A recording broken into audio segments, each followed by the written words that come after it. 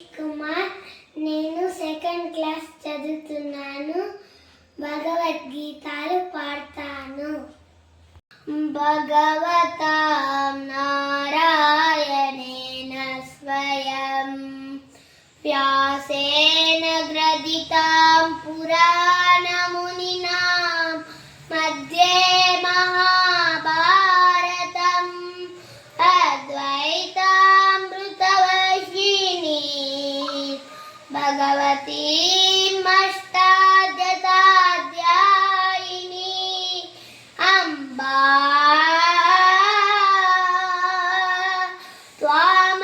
త్వామనుసందదామి భగవద్గీతే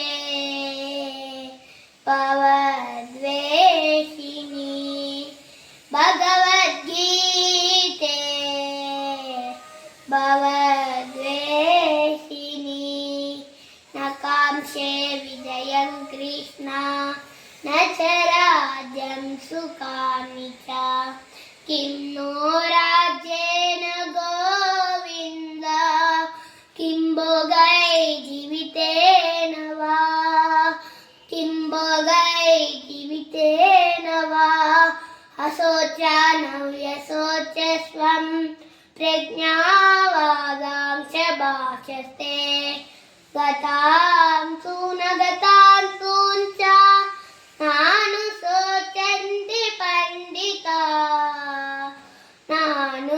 నానుశోచంతి పండితా దేహినోస్మిన్ జాదే